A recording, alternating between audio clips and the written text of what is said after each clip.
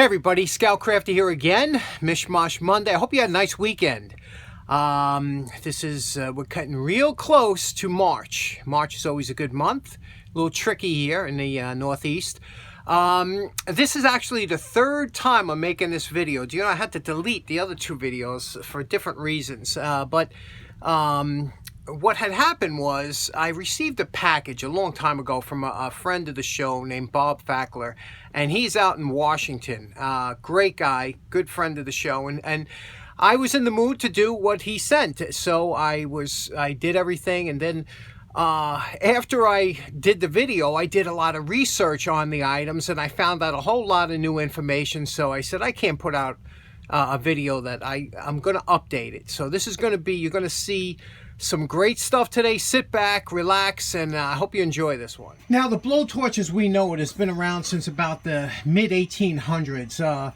Otto Burns was credited with inventing a lot of different torch apparatuses, and this one here, again from the Otto Burns manufacturing company, which then turned into Burns-O-Matic. This one here was like one of the later torches that around the late 40s, early 50s. What had happened was the propane torch, which is this one here, and you could see it's this one here is lit. Once the propane torch was invented in the 50s, and that all of a sudden all of these liquid torches became obsolete overnight. It's almost like when fuel injection came out and then carburetors went out of style. So once these came out, these are fantastic. A propane torch, you can't beat them. Every shop you should have one. And but you know, these still work, but they're, you know, anything with liquid fuel is dangerous, and these had their quirks and their leaks especially, so you had to be careful with these. And it was a lot of there was a learning curve with using them, but still extremely interesting. And the funny thing is, you will find these every garage sale, every flea market, every tool sale. You know, you'll see some of these around because, like I said, they went obsolete instantly and people had them laying around the house. Now, that being said, this is what Bob had sent me. Bob had told me, he contacted me, he said, I have a torch I'd like to send you. And I was thinking like one of the old torches like I just showed you. And he said, this one's a little bit different. He had it, now Bob's 80 years old, and he got it when he was very young. And so these were very popular back in the 20s and 30s. And this is called a alcohol blowtorch. Now, I didn't know anything about it. Bob told me how it operated on how to fill, but I had to look up a lot of information. I did some research and I found out what's going on with this torch. This is was manufactured, because there's no name on here, it was manufactured by a company called Lenk. L-E-N-K. Again, Lenk was a very popular blowtorch manufacturer. They made all kinds of torches and apparatuses. And again, once the propane came in, all these torch places went out of business. Now, what's interesting about this is it's two tubes, as you can see here, connected by a stainless steel band like this. And what happens is this tube opens up and you unscrew it from here. And when you unscrew it, there's a little batting in here, which is like a, you know, cotton, and that absorbs the alcohol. And to fill it, you unscrew this, put alcohol on the top of that. And then this one has a cap here and a cap here. You fill this with alcohol. And then when they're together, I'll show you how this works. Absolutely phenomenal shape this one's in, but it's just a beautiful design. And they're very popular, and you could still get them on eBay and things like that. They made a ton of them. Let's check out how it works. Now, I never operated one of these torches before, but the reason I think I have an idea of how it works is because of these. Remember these little penny tin can stoves that were all the rage on YouTube a few years back? Well, let me show you that one that I have. Okay, and here's your little penny stove when it's burning. You can see it. The alcohol vaporizes. It's only a couple ounces of alcohol in there. And it creates a nice little stove, nice little heat. You could boil water on it, whatever. But these were the big rage on YouTube a few years ago. And you can see how easy it is. All it is a couple cans put together, holes put around it. There's a lot of videos that explain how to make this. But pretty interesting little stove. I made a few dozen of these different prototypes. This one here was one of my earlier ones, but you can see it still works nice. And again, just denatured alcohol. So after doing the research and doing some experiments with this, I found out how it works, and it works just terrific. Now, what you want to do is you want to remove the cap here, and then we'll ignite the top. There's a little wadding in here, and you'll see there's also a gasket in here that's in the cap. You can see there's the gasket, and this wadding here will light up. And now remember, alcohol burns very clean, and so clean that you can hardly see it, so I'll have to kill the lights later. But then you turn this over here in front of it. When the flame from the alcohol heats up this is like a generator, and this will boil the alcohol, because alcohol has such a low boiling rate, and that'll create pressure and create a stream. And let me show you how great this works.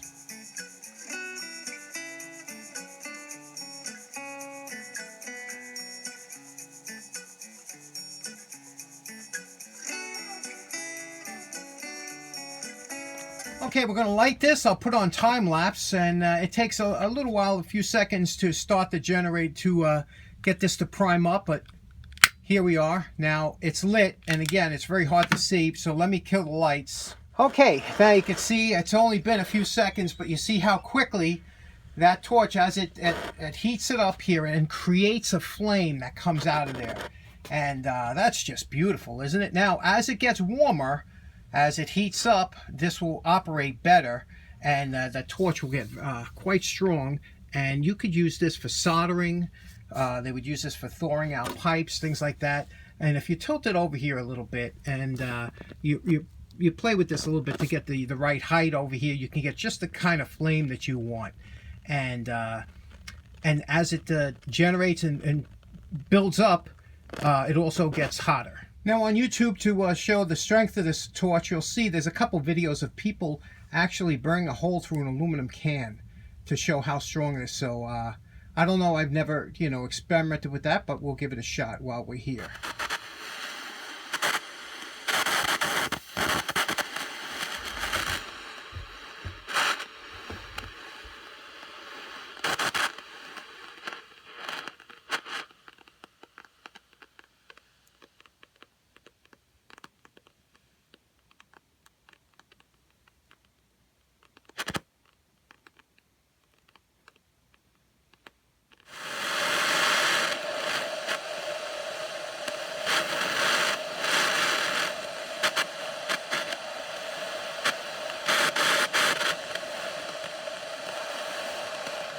Now I ask you, is that slicker than snot or what?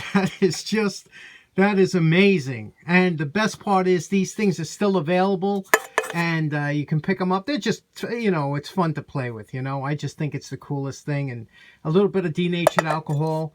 Look at that, huh? That's a strong little torch there.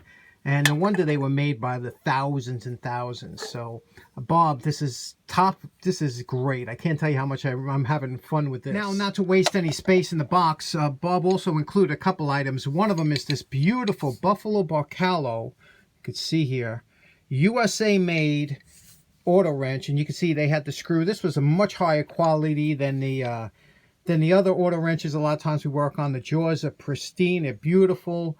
And you know how nice this is going to clean up. I mean, this is just, but we won't do it now because I've been doing a lot of them lately. But I love a good quality. I love auto wrenches, so that's just great. And let me show you. Now, lastly, Bob sent this beautiful voltmeter. I collect old meters, old Simpson multimeters and all kinds. I have a ton of them.